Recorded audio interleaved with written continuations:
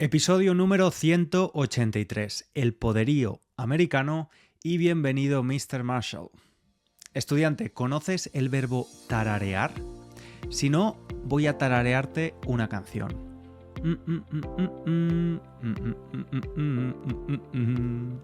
Eso es tararear.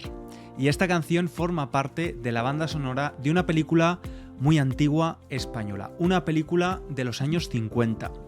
Y no es que yo sea un especialista en cine antiguo, pero muchas personas españolas podemos tararearla. La letra dice algo así como: americanos, vienen a España guapos y sanos. Os recibimos, americanos, con alegría. Al menos eso es lo que dice el estribillo, la parte principal de la canción. Y aunque el nombre real de esta canción es Coplilla de las Divisas, la mayoría de la gente la conoce con el nombre de Americanos. Y fue interpretada por la cantante Lolita Sevilla en la película Bienvenido Mr. Marshall. Un film que se estrenó hace más de 70 años y que sigue siendo uno de los más icónicos o emblemáticos del cine español. Y hoy te voy a hablar de esa película, pero sobre todo de la idea detrás de esa película, que conecta España con Estados Unidos en la década de los 50. Esta película, por cierto, ganó el premio a la mejor comedia en 1953 en el prestigioso Festival de Cannes. Recuerda que puedes leer la transcripción del episodio de forma gratuita y usar también las flashcards de vocabulario en la página web www.spanishlanguagecoach.com. Y en esa misma web también verás que las inscripciones a mis cursos online de diferentes niveles abren la semana que viene, el lunes 9 de septiembre. Te recomiendo dejar tu email en la lista de espera si te interesa alguno de los cursos. Y si no sabes qué curso es mejor para ti, puedes hacer un test donde te haremos una recomendación dependiendo de tu nivel. Y vamos a empezar, estudiante, analizando el nombre de esta peli. Bienvenido Mr. Marshall. ¿Quién fue Mr. Marshall y por qué le dábamos la bienvenida a los españoles? Pues ese Mr. Marshall fue George Marshall, que ocupó las secretarías de Estado y Defensa durante la presidencia de Estados Unidos de Harry Truman, durante la primera etapa de la Guerra Fría. Si eres muy joven o necesitas un repaso en historia mundial, te diré que la Guerra Fría fue una larga rivalidad entre Estados Unidos y la Unión Soviética, que comienza al acabar la Segunda Guerra Mundial, donde estas dos potencias se enfrentaban por tener más poder y defender sus ideas, pero sin llegar a combatir directamente en una guerra. Estados Unidos estaba decidida a combatir el comunismo y durante este tiempo dieron apoyo, ayudaron a muchos países europeos porque querían luchar contra la expansión de la influencia soviética y comunista en Europa. Estados Unidos quería tener a estos países como sus aliados frente a este rival soviético.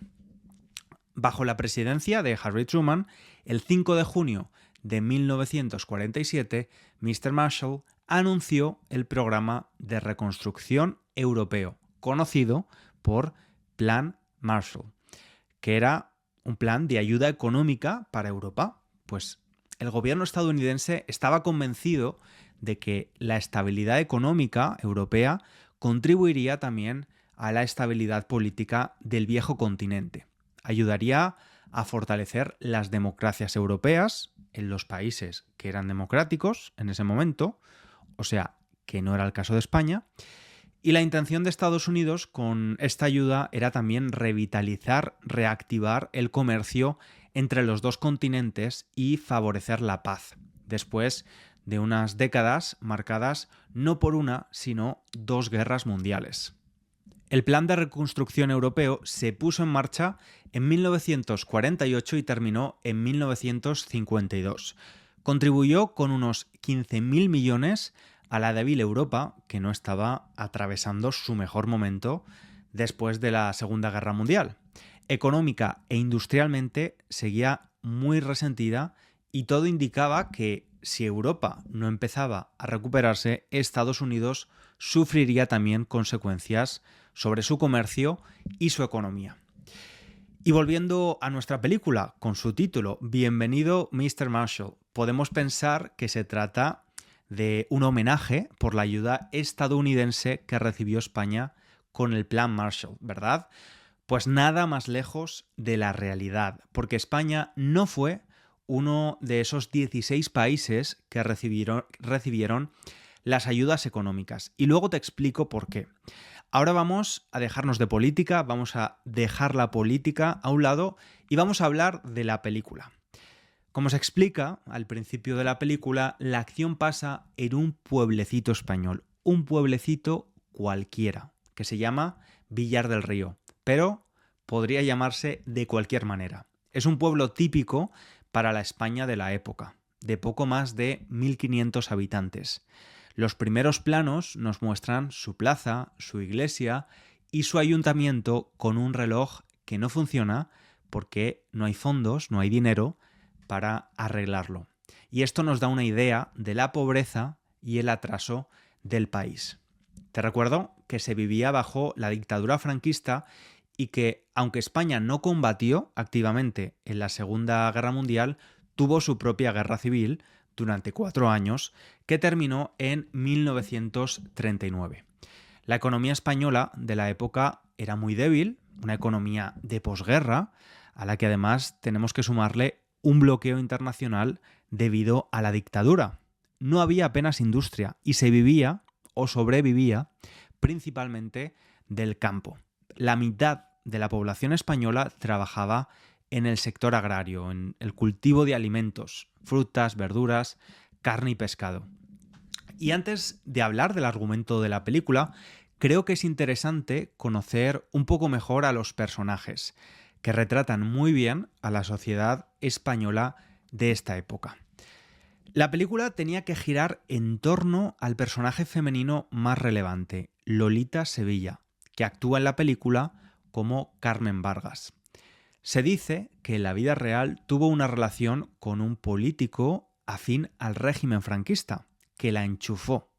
Enchufamos a alguien cuando le damos un trabajo, no por sus méritos, sino por su relación con nosotros.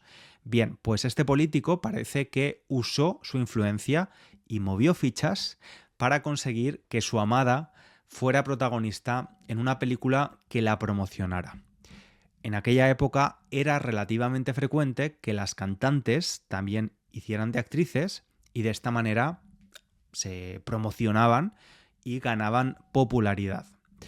El proyecto acabó siendo dirigido por José Luis García Berlanga, que con el tiempo resultó uno de los más prestigiosos directores de cine español. Bueno, en resumen, Bienvenido Mr. Marshall tenía que ser una película para promocionar a una cantante folclórica. ¿Cómo se convirtió ese proyecto en una obra maestra del cine español? Su director, que tenía en el contrato que la película debía ser una película de tinte cómico y folclórico, de ambiente andaluz y dirigida a promocionar una nueva tonadillera, Lolita Sevilla, le dio la vuelta al proyecto. Consiguió retratar la España de los años 40 y 50 de manera brillante. Para ello usaron estereotipos con los que los españoles de la época se podían identificar. Hay otros personajes que también destacan. El hidalgo o noble, que tiene una casa enorme y recuerdos de sus antepasados, pero no tiene liquidez, no tiene dinero. El chofer del bus, el médico, el secretario del ayuntamiento o un funcionario que no da palo al agua. Una expresión que usamos para alguien que no trabaja nada. Y este es otro tópico muy español, no dar palo al agua. Como en cualquier pueblo de la época, el poder estaba en manos del alcalde, como era natural, pero el cura también era una figura fundamental, pues era el guardián de la moral y de los valores afines al régimen. Por último, conocemos de manera general al resto del pueblo, agricultores, amas de casa y ganaderos con poca formación y muy pobres. Ahora que ya conocemos la localización, los personajes y el contexto histórico de la película, comenzamos con el argumento. ¿De qué va o de qué trata esta peli? Y por cierto, estudiante, esa es una frase muy natural si quieres preguntar por el argumento de una película, obra de teatro o libro. ¿De qué va? ¿De qué trata? En la historia de esta película, un día pasa algo inesperado en el pueblo. Suenan las campanas para alertar a los vecinos de algo. Las mujeres estaban lavando en el río y los hombres trabajando los campos. Las campanas no sonaban por ningún nacimiento, fallecimiento o incendio, más bien para alertar de que una delegación del gobierno había llegado al pueblo. Cuando el alcalde llega al ayuntamiento se encuentra al delegado, que va a darle una buena noticia. Una noticia tan importante que puede cambiar el destino del pueblo para siempre. La manera en la que habla el delegado nos recuerda a las promesas vacías de muchos políticos hoy.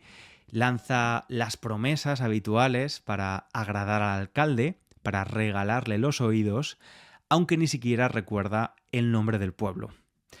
El delegado del gobierno le explica al alcalde que los representantes estadounidenses del Plan de Reconstrucción Europeo, o Plan Marshall, van a visitar el pueblo y le pide que extreme los cuidados en el recibimiento. Los americanos tienen que sentirse muy bien acogidos. Bienvenidos. El alcalde le explica al representante de la cantante Carmen Vargas la situación y es cuando entra en juego otro de los protagonistas y estereotipos de la película, el español pícaro, vendehumos o buscavidas. De este arquetipo de personaje español ya te hablé en el episodio 113, por cierto.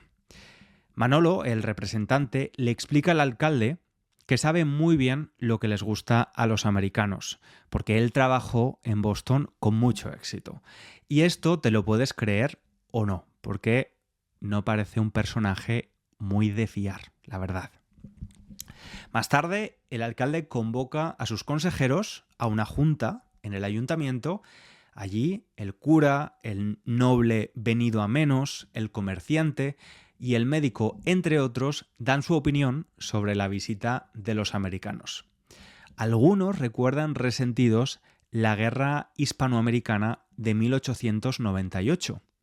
Al fin y al cabo, todavía estaba reciente en la memoria. Si lo pensamos, habían pasado apenas 50 años entre la guerra hispanoamericana y el rodaje de la película. Sin embargo, ya han pasado 70 años desde el rodaje y el momento actual. En la guerra hispanoamericana se enfrentaron España y Estados Unidos por Cuba, Puerto Rico, Guam y Filipinas, que eran todavía territorio español a finales del siglo XIX. El caso es que el cura y el noble son los más reacios, los menos convencidos, pero al final el consenso general es que el dinero es necesario y le van a dar el recibimiento a los americanos por todo lo alto, a lo grande. Hay que involucrar al pueblo en el recibimiento y para conseguir ganar esa especie de concurso de popularidad en el recibimiento a los americanos, y para eso consideran que es positivo que la maestra le explique al pueblo algunos datos relevantes sobre los Estados Unidos, desde su geografía e historia hasta detalles sobre su economía. El cura sigue siendo crítico y verbaliza que son los mayores productores de pecados. De nuevo, el cura representa los valores dominantes durante la dictadura del general Francisco Franco. Solo podías ser católico y no podías tener ninguna idea política que no fuera la del régimen. Es por ese motivo que España se quedó en la vida real fuera del Plan Marshall, que se creó en 1947. La ONU, Organización de Naciones Unidas, había recomendado años antes la retirada de los embajadores del país y no fue hasta finales de 1950 cuando se retiró esa recomendación. A partir de entonces, muchos países comenzaron poco a poco a tener de nuevo representación diplomática en España. En 1953, un año después de que terminara el Plan Marshall, España ingresó en la UNESCO, la agencia especializada de la ONU, encargada de la difusión de la cultura por todo el mundo y de la defensa de los derechos humanos. Pero claro, ya era tarde para beneficiarse del Plan Marshall. Como digo, en la vida real, pero la historia de la película es diferente y se supone que sí, que España estaba incluida en este plan. El pueblo protagonista de nuestra historia todavía no tenía una estrategia muy clara para recibir a los americanos. Sus consejeros le hacían muchas recomendaciones al alcalde, pero él no está nada convencido. Ni quiere fuegos artificiales, ni juegos tradicionales, ni tirar flores al paso de los americanos. Entonces, don Pablo, el alcalde, recuerda las palabras del representante que dice haber estado en Boston y va a buscarlo. Don Pablo decide confiar en el representante, Manolo, y deja el recibimiento en sus manos. El representante vendehumos, que tiene contactos pero no dinero, consigue que en Madrid le adelanten el material necesario para el recibimiento. Es decir, que el pueblo se endeuda, genera una deuda económica para el recibimiento. ¿Y qué es este material que compran? Pues trajes andaluces y material para convertir al austero pueblo castellano en un encantador pueblo andaluz con paredes blancas y balcones con plantas. Acaban montando una especie de decorado andaluz en el pueblo. El representante dice que a España se la conoce en América a través de Andalucía, las corridas de toros y el flamenco. Y su folclore, ¿no? Deben representar el papel de andaluces. Vamos, que la idea es hacer cosplay de Andalucía y vestir a las mujeres con trajes de flamencas y a los hombres con trajes andaluces, a pesar de ser un pueblo del interior de España y no del sur. La llegada de los americanos se acerca. Solo quedan 2 días para preparar el recibimiento. El alcalde convoca a los habitantes del pueblo para explicarles el plan y hacer un ensayo general, una práctica de la performance antes de hacerla delante de los americanos. Los habitantes hacen también su particular lista de regalos, en concreto un regalo por persona que se supone va a ser financiado por los americanos. Y van convirtiendo su sobrio pueblo castellano en un encantador pueblecito andaluz, mientras aprenden a torear y a bailar flamenco, entre otras cosas. Para un habitante medio de Castilla, estas cosas son casi tan lejanas como para un italiano o un francés, aunque no te lo creas. Y también se ha compuesto una canción para recibir a los ilustres americanos, canción que será interpretada por el personaje de la cantante, por supuesto. Te leo parte de la letra. Los yanquis han venido, ole, el salero con 1000 regalos, y a las niñas bonitas van a obsequiarlas con aeroplanos. Americanos, vienen a España guapos y sanos, viva el tronío de ese gran pueblo con poderío. Ole Virginia y Michigan, y viva Texas, que no está mal, no está mal. Os recibimos, americanos, con alegría. Con todo preparado llega el día, llega el momento. Los americanos llegan hoy. Se acercan al pueblo, se escuchan los coches de lejos, se acercan más y pasan de largo. No paran. Cruzan el pueblo sin ni siquiera parar un momento a saludar a sus habitantes. Y todo el mundo se queda con la boca abierta y con una gran desilusión.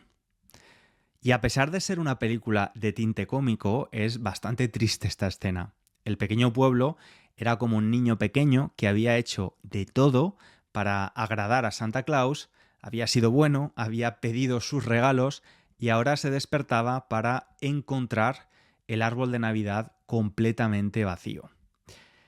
¿Qué ocurre después? Pues el pueblo pasa del entusiasmo a la resignación.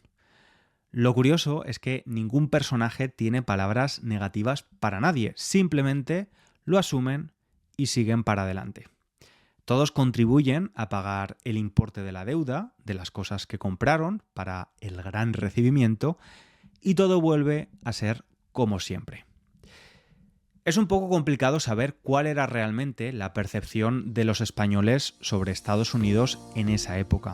En la película parecen admirarlos, pero es una película cómica con mucha sátira. Como te he dicho, la principal diferencia entre la película y la realidad es que el Plan Marshall nunca llegó a España. Sin embargo, en el recuerdo de algunos españoles sí que había llegado algo de ayuda. Una generación se recuerda comiendo queso en lata y leche en polvo producidas en Estados Unidos. La realidad de estas donaciones es que venían de organizaciones católicas de Estados Unidos que querían ayudar a España y no del gobierno. Y estudiante, lo vamos a dejar aquí por hoy. Espero que hayas disfrutado del episodio. Si ha sido así, no olvides seguir el podcast y valorarlo con unas estrellas o un comentario, ya que eso ayuda mucho. Y yo te espero en el próximo episodio. Un abrazo grande.